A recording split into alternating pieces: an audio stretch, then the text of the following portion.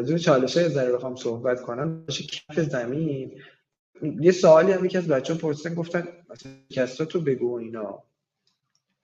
آره بذارید مثلا از شکستا بگم این چالش حالا ما زیاد داریم دیگه. حالا هم تو شرکت خودمون مثلا یکی از چالش‌های اصلی اینه که آدمایی که میان مثلا ما بهشون میگیم ما یه کار کنیم فروش زیاد بشه. بعد آدما همیشه تو افزایش فروش مایندستشون اینه که باید تبلیغات کنن فروششون زیاد بشه. آدما به این فکر نمی‌کنن که برگردوندن مشتریات میتونه با هزینه خیلی کمتری فروش بیشتری براشون ایجاد کنه. کلا یکی تو مارکتینگ میگن بعد به هر مشتری جدید 6 برابر برگردوندن مشتری قدیمی هزینه داره و تارگت ما یعنی پرسونای هدف ما بیزینس کوچیک و متوسطی هستن که دانش مارکتینگ ندارن، کاسب درآمدن و ما میگم خب اینا نمیتونن درک کنن این ارزش رو و اصلا فکر میکنن ما میخوایم بهشون تبلیغات بفروشیم. اما باید توی فضای مارکتینگمون بیایم آقا فضایی بشیم که ما واقعا با این فضا درگیریم، هنوز نتونستیم کامل این رو چیز کنیم. بچه فروش میگن فکر میکرد ما تبلیغات میفروشیم. خب این چالش کف زمین خیلی چیزای این شکلی، خیلی چیزای ریزتر هست، جزئی‌تر هست، سطح کلانتر هست.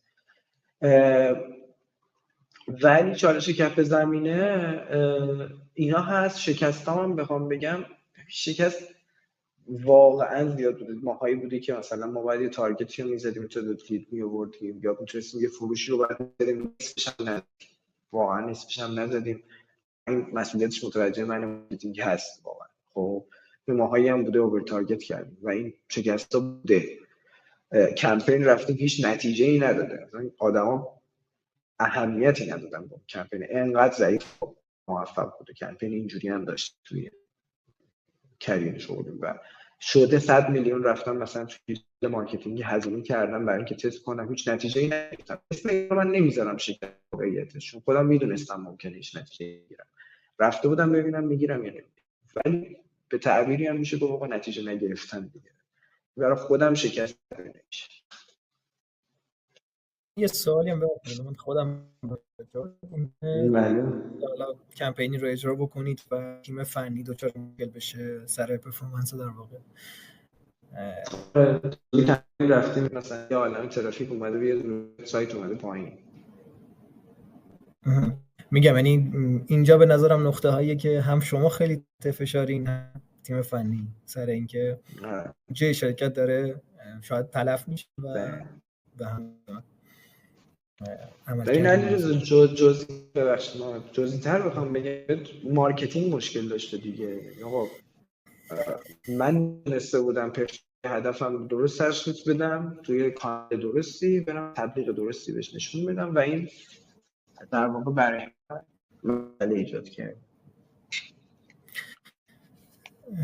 خب که کلا با این حوزه آشنا شدیم بچه‌ها و دیدیم که کلا چجوریه فضا. سوالم احتمالاً بشه جواب داد. بازم سوالی که الان پرسیدن انتهای جواب بدیم بهتر باشه.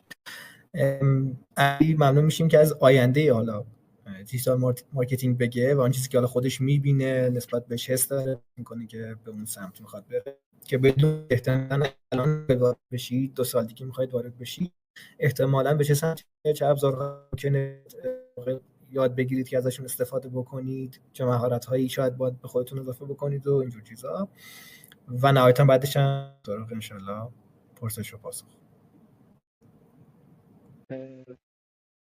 من راجع به آینده پیش رو بخوام بگم، جواب تیپیکال چیزش اینا که الان از هر کی بپرسیم جواب میده آره دیگه هوش مصنوعی حرفا. ولی حالا بخوام بگم اینجوریه که هوش مصنوعی واقعا داره تاثیر میذاره خیلی زیاد، یعنی تاثیر مثبت داره میذاره.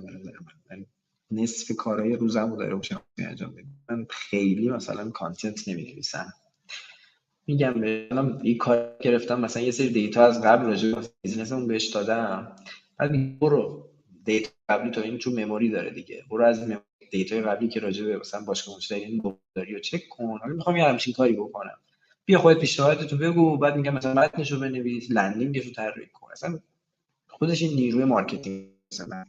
ولی به نظر من حالا جای مارکترها میگیره. یه سری پوزیشن‌ها مثل تولید محتوا و اینا رو با تو زبان انگلیسی حالا زودتر و فارسی هم باز خیلی طول می‌کشه تا بتونی بگیری، ولی باز عصای دستم میشه تو همون حوزه محتوا. یعنی تو کار محتوات خوب باشه تو یه سری جایی نمیتونه بیاد چیز کنه اینا. ولی تو دنیا واقعا مارکتینگ جلو رفته. مثلا آقا تو همون فضای مارکتینگ نزدیک توی سوپرمارکت چیز می‌کنن، توی فروشگاه زنجیره‌ای اینا الان میان با هوش مصنوعی تحلیل میکنن مسیر حرکت چشم آدم‌ها رو که چه محصولاتی میره چی کار میکنه، مسیر حرکت اون آدم که بیان چیدمان مثلا محصولاشون رو درست کنن. مثلا خب این چیزی پروژه‌ای که در خارج از کشور تعریف میشه کار میکنن، ولی خب توی خیلی فاصله داریم از اینکه بخوایم روندهای مارکتینگ اتوماسیون خفن شخصی سازی تو دنیا خیلی الان مهم شده. تو بتونی تو د پوینت بفهمی که آقا محمد شبستری به فلان علاقه‌مند هم برم فلان دقیقه بهشون بدم. تو د پوینتش کن. مثلا الان یه آدما داستانی گاوه باشه انقدر تبلیغ انقدر گاوه سیاسفید دیدن، یه چیز اصلی اینه که تو وسط این همه گاوه وسط 50 تا پیامک که روزانه از این اول گفت و زهرمان چیکار می‌خوای بکنی پیامکی که تو رو اون آدم بیا باز کنی. اصلا که میگم برای من افتخار میشه که 15% کلیک ریت پیامکم میشه، چون آدمو دیگه الان به پیامک توجه ندارن. تو الان تو یه سایتو داری میخونی مگه چقدر توجه میکنی به این آدم‌ها به اون بنرهایی که داری می‌بینی چه کار ویژه‌ای می‌خوای انجام. ما در آینده به این سمت میریم، به سمت پرسونالیزیشن و شخصی سازی واقعا میریم، سمت اتوماسیون میریم خیلی زیاد که مارکتینگمون خودکارتر بشه، الگوریتم‌های ماشین لرنینگ رو توش دیولپ کنیم، بتونیم کارهای پیشنهاد کراس سل کردن، کراس سل یعنی فروش مکملی کردن، آپ سل کردن، مثلا اونی که میاد از گوشی بخره اینجوری بگم بتونی گارد گوشی بهش بفروشی، میاد از تو سشوار بخره بتونی هولم بهش بفروشی. تو این فضا رفتن حجم سبد خرید رو زیاد کردن با استفاده از ابزارهای مدرنی که اومده و درمون قرار گرفته. من دارم اینجوری بینمش، ولی تو ایران خیلی راه داریم. حالا من این فضا این که آقا بعضیا میگن مسئول جای انسان رو میگیره و اینا رو اصلا نمیبینم در مارکتینگ فعلا.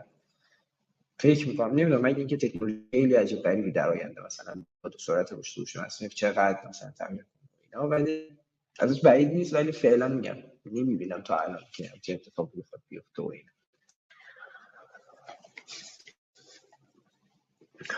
و اگر فکر میکنم سوال آخری بود محمد، آره این قبل به سوالا پاسخ بدیم من به نظر بذارم چیز کنیم، بذار اون در رو اولش بگیم بعد سوالش رو بکنیم. الان اشباه نشده نه اصلا هنوز اشباه نشده که تازه چیزه. بچه الان 0 تا از 1 تا 5 به در واقع اطلاعاتی که از دیجیتال مارکتینگ داره چقدر بیشتر شد. من از بشم 4 قابل قبول. خب من اینم سیو میکنم برای شما میفرستم. 1 به 2 حالا خوبه. 3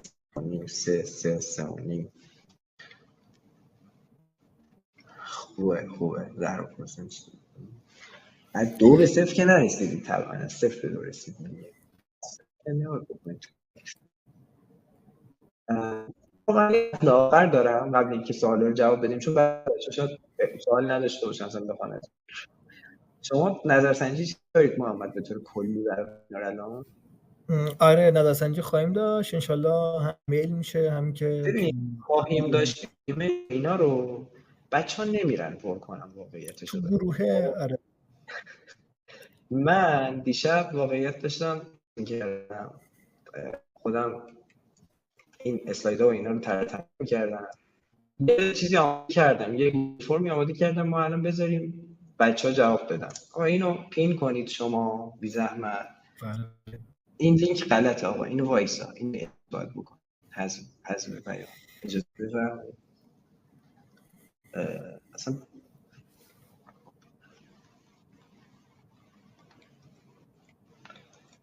خب یه نظرسنجی به ما جواب بدید بچه ببینیم که چی کاره این بچه ها. مرسی بچه‌ها از نظراتتون، از فیدبکاتون. برای من خیلی ارزشمنده. تو اون باکسی میتونید هر نظری بدید. ما باید یه 2-3 دقیقه به بچه‌ها وقت بدیم بنویسم، بعدش با خیال راحت اونایی که سوال دارن رو بشینیم پای حرفش. آره حتما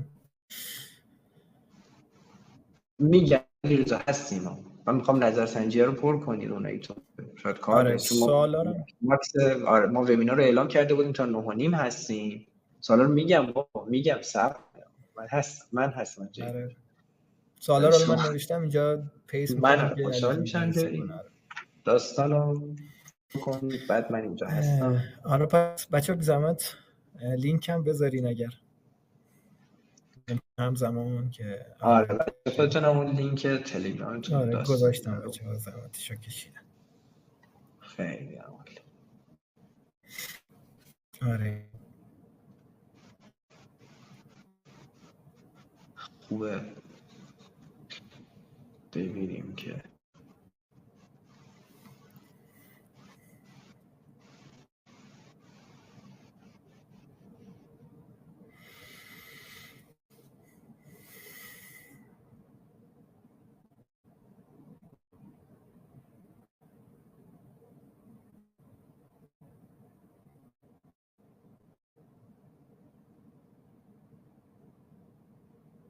اون باکس هم فیدبک داریم بچه‌ها برام بنویسید، من ممنونتون میشم.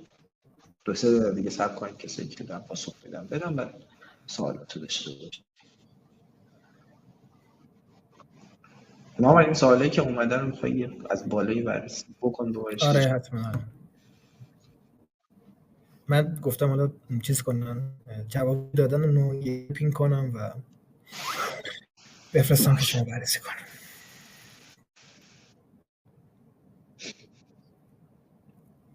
خب تا شما پر میکنی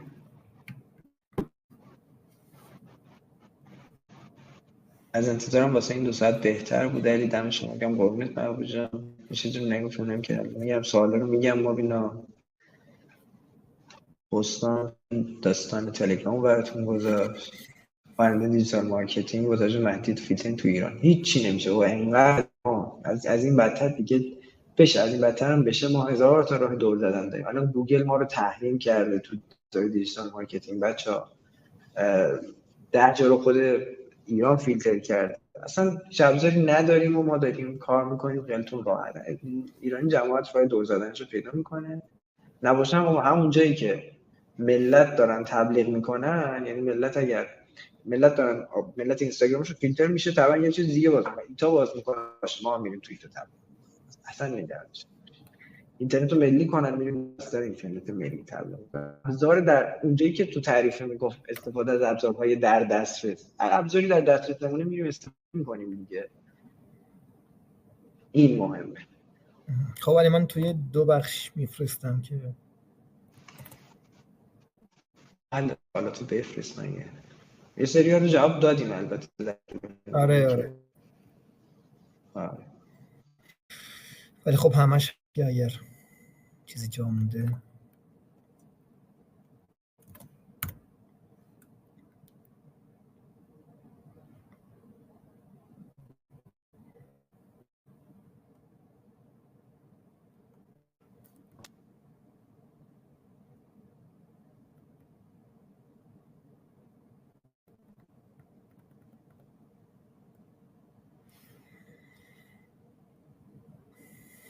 بچه اگر که توی گروه عضو صدای علی آره نمیخوای علی صدا تو قطع واسه توی گروه اگر عضو بشید علی جان هم هست و میتونید مستقیم اونجا اگر خواستید به خودش پیام بدید توی تلگرام و نه که نه علی صدات بس نشده اصلا صدات بکنم.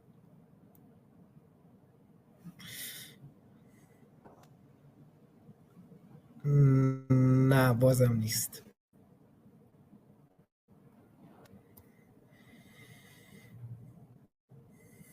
نه هیچ صدایی نداریم. من صرفا دارم میگم که الان صدا هست. الان هست. از سیو شارژ تمام شد.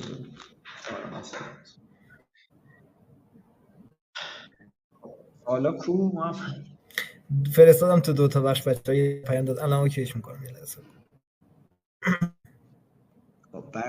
این شما دید اولیش کجاست؟ اینا تجربه دیجیتال مارکتینگ چه دید جدیدی داره. خیلی هاشو گفتم نسبت به خود دیجیتال مارکتینگ خب یه فضای برای تجربه کردن، یه عالمه دید بده از آدم‌های مختلف، از بازار، از بیزنس، از دیتا، از داده، همه اینا میتونی دید بگیری چون تو دل کارته، تو بطن کارته. به نظر خودش تجربه است دیگه، که تو دل فروشی، هم تو خط مقدم یه بیزینسی، هم باید حواست به چیزای بیشتر باشه، هم یه دید جزئی میخواد، هم یه دقتی میخواد، هم برنامه‌ریزی میخواد. همه اینا مهارت اجازه. حقوق دیجیتال مارکتر رو مفصل صحبت کردیم. تعریف خودش برای کسی که نمیدونه مارکتینگ چیه. این سوال پیرزنتور.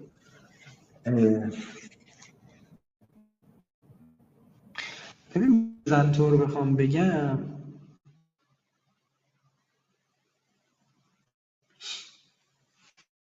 مارکتینگ یعنی بتونی مشتری جدید بگیری، مشتری رو نگه داری و سودتو ببری بالا. همه این واژه رو یه پیرزن میفهمه.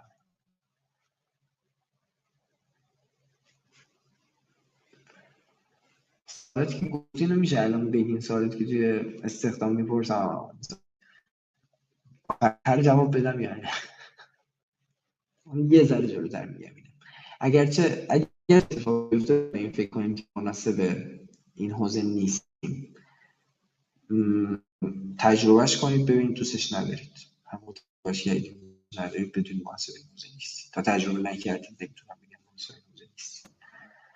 میشه درآمد در اکثر دیجیتال مارکتینگ رو گفتم از کجاها این کورس رو یاد بگیرید. گفتم در طول کلی صحبت کردم. کورس هم میتونم معرفی کنم ولی گفتن تو ببینم تبلیغ، ولی همون طالبی که راجعش صحبت کردم کورس خوبی داره.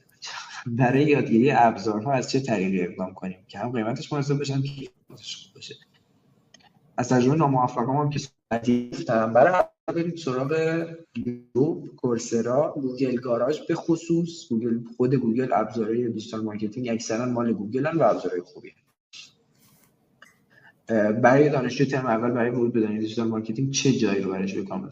دیجیتال اینا بچه‌ها معمولا اگه دوره کارآموزی بذارن خوبن، همین استارتاپ هایی که کوچولو موچولو ان یه اسکیل بالا دیگه، مثلا 5 نفر نباشه، 10 نفر باشه، مثلا یه فروشی داشته باشه، یه جایی باشه، آقا آدمی باشه که آدم خیلی مهمه. ببینید با کی دارید کار میکنید، نمیدونید کجا دارید کار میکنید، مدیر کی، آقا یه جایی شاید اصلا نشه باشه اون آدم انقدر آدم خفن و درستی کلی ازش یاد بگیرید.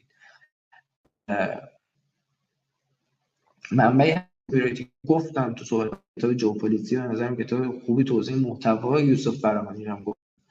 هم میشه برای بهینه‌سازی مثال بزنید که من مثلا کار کردیم چالش‌ها دستاورداری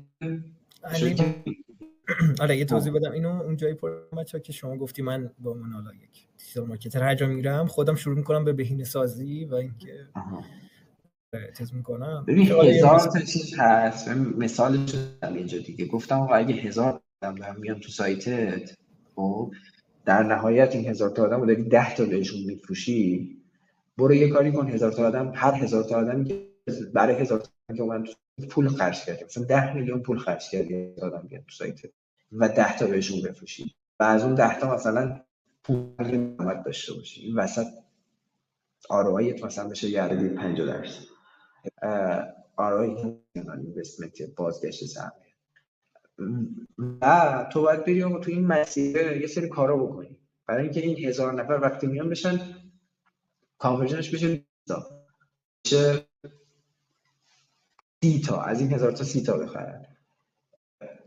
این شکلی جنس بهینه‌سازی دیگه کاملا. حالا نمیدونم چقدر تونستم موفق بشم، ولی یه ذره راجع به اون CRO و اینا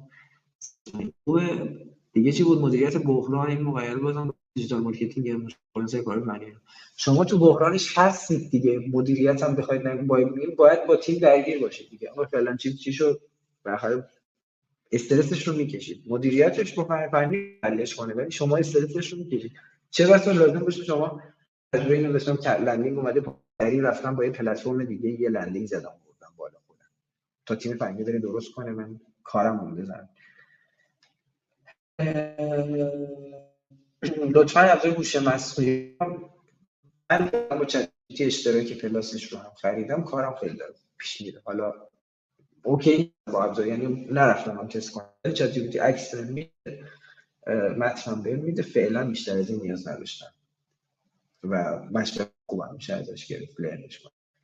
بچه هم داریم کارآموزی کجا رو بیشتر میکنیم؟ گفتم راجع به کارآموزی بچه خودتون علاقه دوره به زیاد ببینید و تو مصاحبه‌های کارآموزی خودتون رو پشنیت نشون بدید.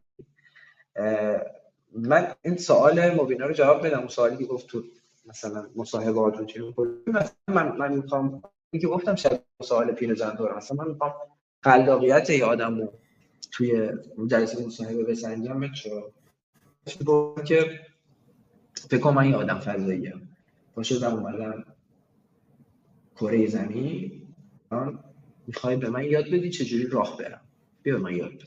مثلا یکی از سوالات من برای اینکه مثلا بتونم چجوری از این سوال میخوام به خلاقیت برسم، چون آقا اولا آدم چقدر کانسپتی میاد پیش فرض ذهنیشو میذاره کنار. مثلا این آدمی که از فضا اومده مثلا نمیدونه استقامت چیه، نمیدونه جاذبه چیه، اصلا این پیش فرضا رو میذاره کنار و شروع کنه اونجوری توضیحش بده، یا نه شروع کنه مثلا آره ما از اینجا جابجا شیم بریم اینجا اینجوری میگیم تمام. آیا اینها رو بهش فکر میکنه و چقدر خلاقانه شروع میکنه حرف زدن راجعش؟ من اینجا میخوام دقت آدم ها رو بسنجم روی خاطرش، روی مصاحبه داشتم کردم اذیت می‌کردم آدمش، هم کار محتواشون رو میخوام بسنجم که محتوا نویسیشون چقدر خوبه، هم دقتشون رو. مثلا سوالم اینه، رو کاغذ می‌نویسم این جمله رو به 5 مختلف بنویسم، جمله می‌نویسم زیرش و از 1 تا 4 زیرش شماره میزنم ببینم کدوم آدم‌ها دقت میکنم به صورت سوال من که گفتم 5 تا جمله به 5 صورت بنویس، آیا شماره 5 خودشون اضافه میکنن زیرش؟ دقت این تست دقت جلسه مصاحبه. اکثرا ذهن آدم فوکوس میشه روی اینکه جمله رو بنویسن، شاید هدف مصاحبه کننده اصلا جای دیگه ای باشه. کانسپت ذهنی آدم‌ها رو به هم می‌ریزم برای اینکه ببینم آقا اگر شرایط بحران پیش بیاد چی کار می‌کنه. مثلا طرف داره راجع به یه چیزی صحبت می‌کنه، من یهو بهش میگم یه سوال عجیب غریب بهش که ذهنش اصلا کامل به هم بریزه، یهو بهش میگم 43 ضرب در 56 چند میشه، ذهنی بهم بگو. واکنش اون آدم چیه؟ درجا مثلا میزنه زیرش میگه که مثلا اینجوری میشه که نمیتونم حساب کنم اینو، یا شروع میکنه اصلا 2-3 بار غلط میگه، هی بهش میگم غلطه، آیا دوباره تلاش میکنه بگه بهم، چقدر زود ناامید میشه. واکنش آدم متفاوته دیگه نسبت به این قضیه. یهو بهش میگم 43 چقدر، بعد اصلا آدمه بعد کار میکنه در لحظه شروع میکنه جواب منو بده، یه سوال قبلی میگه خب من لحظه این سوالمو واسه تکرار کنم الان خدمتتون میگم، یا مثلا آدمیه که میره سراغ این که اول این 43 ضرب 56 رو بگه، یا بعدن کلا سوالی که جاش جواب میداد یادش میره، چیکار میخواد بکنه؟ اینا نسبت به شخصیت و کاراکتر آدم به ما دید میده. بعد سوال تکنیکال هم میپرسم، میگم گفتم همون جایی که من دارم سوال میپرسم دارم خلاقیت و محتوا و اینا رو میسنجم، خیلی جا راجع به ابزار سوال میپرسم. من در جلسه مصاحبه یه ویدیو ببینید تو رزومه که اصلا می‌نویسیم انگلیش پرفکت و این حرفا، یه ویدیو انگلیسی آوردم گفتم آقا این ویدیو 2-3 دقیقه رو ببین، این چیه، این چی داره میگه این به من، آقا یادگیری طرف در چه حد اصلا مثلا گفتم سایت فلان جا بالا شده، به آدمو گفتم مثلا بهترین کار چیه، بهترین کاری که خفن‌ترین کاری که تو مارکتینگ تو کمپین تو محتوا کردی چیه، و طرف شروع می‌کنه با ذوق و شوق فلان کارم خیلی خوب بود و اینا این میگم اون کارا رو میشه بیاری بالا مثلا تو پیج توی مثلا سایت اینا ببینیمش، بیاره مثلا بتش بالا، ولی میگم شروع کن این کارا رو نقد کن، ببینیم چی کاری. بعد خیلی سخته واسه آدم کار خودشون رو نقد کردن، کاری که اینقدر بهش ارق داره بهتر مثلا طول دوره کاری میتونه طرف کارش رو نقد کنه. اینم سوال، یه سری سوال مصاحبه بچه‌ها من واسه مایندست مختلف توضیح دادم. از تجربیات استخدام. یه نفر فکر کنم باز سوال پرسید، ببخشید نظرتون برای این تیکم براتون جذاب مبینا اوکی بود؟ این حوزه ادامه قربانه من سخت میشه میکنم، امیدوارم به طور مصاحبه من نخورید. حالا نمیدونم چرا نه، امیدوارم با هم همکار بشیم. اتفاقا ما الان هم داریم تو تیم دوباره جذب میکنیم، داریم استخدام میکنیم کارشناس دیجیتال مارکتینگ، یعنی چیزی نمیدونم چه درخواست میاد دیگه. این سوالا رو ازتون نمیپرسم، سوال دیگه. حالا علی گفته لینکش هم بذار که بچه‌ها چی؟ داشتن لینک چیه؟ لینک موقع شغلی یکی میگی. لینک برید تو جاب اینجا یا جاب ویژن گروه ایده کاوا کارشناس دیجیتال مارکتینگ یه دونه باشه. آره دیگه سوال محمد اگه سوالی میاد بهم میگی. سوال که هست نمیدونم میبینی شما نمیبینی سوال رو؟ اگه فرضاً 2 روز دیگه مسابقه کارآموزی بازی داشته باشیم تو این 2 روز چی بکنیم؟ نه بیا بالاتر علی شما کوچولو ببین میام الان بگم جواب بدم. 2 روز دیگه اگه مصاحبه داری تو 2 روز هر چی میتونی بخون واقعا. خب مثلا من باهات مصاحبه میکنم، یکی دیگه مصاحبه میکنه، یکی ممکنه از یه حوزه بپرسه، من از یه حوزه دیگه، ولی جنرال مارکتینگ یه پیشنهادی هم من حالا کوچولو بدم از تجربیاتی که داشتم. بعد وبسایت اون جایی که داری مصاحبه رو رو بکنی، محصولاتش رو بکنی که دقیقاً چیکار میکنن و همین که نشون بدید، علاقه نشون بدید که من شما رو دنبال میکردم و اصلا میشناسمتون و محصول رو میشناسم، چیز در واقع میره تو فاز رکت مثلا اینترویو. آره بررسی قبلی اون شرکت خیلی تاثیر داره رو ذهن کارفرما. از قبل رفته باشه چک کرده باشه اصلا اون کسی که داره مصاحبه میکنه رو بشناسید، رزومش رو بخونید، تو لینکدین ببینید چه جوریه، پس اینا بک‌گراندش و خود شرکت رو بشناسید، محصولا رو رفته باشید تست کرده باشید، اینا تاثیر میذاره. آره حالا موردی هم که محبوب جان میگن کاملا درست، حتی یه سری نقد آماده داشته باشید، نه اینکه برید سنگین نقد کنید، نه اگه برید سنگین نقد کنید اتفاقا باز خود منفی میگیرید، چون اینجوریه که اونا دارن یه زحمتی میکشن دیگه، ولی شما نمیتونید چیز کنید، ولی مثلا بگید مثلا من فکر کردم اون قسمت بهتر بود اینجوری می بود، شاید مثلا اگه این کارو کردید خوبه. اتفاقا این چیزا خوبه کارم. دوره کتابی برای بازاریابی محصولات فناورانه، یه دوره پروداکت پست بود که خیلی جالب بود. اتفاقا تو صفحه لینکدین خودم گواهینامه اون دوره هست، شاید بتونید پیداش کنید ببینید، ولی دوره زیاده. حالا اجازه بدید تو گروه آره چه نیاز به تیم، چه اسکیلی نیاز به تیم دیجیتال مارکتینگ داره تا کارشناس؟ متوجه سوال نشدم. خیلی تو گروه اینم مطرح کنم ببخشید، به نظرتون این حوزه ادامه تحصیل ارزش داره یا تا همین کارشناسی کافی بیشتر کردن رشد بهتری داره؟ اول کار کنید بیشتر، دیگه خیلی تجربه‌تون اینا به 4 5 سال اینا رسید، بعد برید مثلا ام بی مارکتینگ بخونید، شاید باحال باشه. من خودم که نخوندم هنوز نمیدونم، ولی شاید باحال باشه. من خودم دوست دارم برم بخونم، بعدا 2 سال دیگه ببینم ام بی مارکتینگ مثلا چی میگن، ولی نه که برم نمره بگیرم، فقط برم ببینم چی میگن. کلا چیز شغلی هست که آدم چند بودی خوب باشن، آره خوش میگذره بهتون تو این حوزه. بخاطر راجع به هم گفتیم چطور بفهمیم آدمش نیستیم، اینکه ببینیم چیزی نداریم که راست کنه نسبت به بقیه، نه اینجوری نیست. ببینید تو این حوزه دارید اول موفق عمل میکنید، دارید با کارتون حال میکنید، اینا اصلا مهم نیست خودتون بقیه مقایسه کنید. تو این حوزه نسبت به کارهای دیگه‌ای که کردین خوبین یا نیستین، نسبت به تجربه‌های دیگه‌ای که دارین می‌کنین، تو این حوزه بهترین یا تو اون حوزه، خودتون رو با خودتون مقایسه کنید کاملا. چه نداره آموزش من اینو فکر کنم که دادم دیگه رو.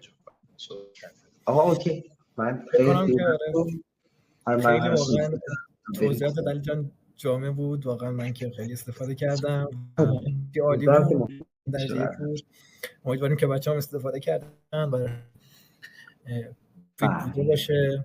حالا بچه‌ها اگر دوست داشتید زینکس رو میتونید دنبال بکنید، ما انشالله با خود علی هم صحبت میکنیم که یه سری حالا کارهای خاص بکنیم در زمینه اینکه تسهیل بکنیم امر اینکه بچهای دانشجو یا اونایی که کم تجربه‌ان بتونن برای تست کردن در واقع اون فضای کاری رو داشته باشن، بتونن امکانش رو داشته باشن تو شرکت‌ها چجوریه و حالا یه پرسه‌ای توی دنیا مختلف بزنن. احتمالاً برای 2 هفته دیگه هم برنامه پروداکت داشته باشه که معرفی بشه و حالا بیشتر بدونید از اون فضا.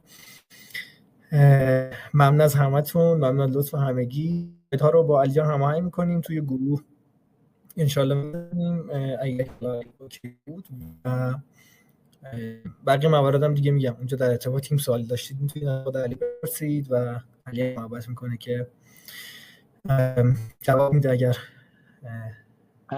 برسه. سر شلوغه ولی مطمئنا علی کلا شخصیتش اینجوریه که دوست داره تا جایی که میتونه به همه کمک کنه.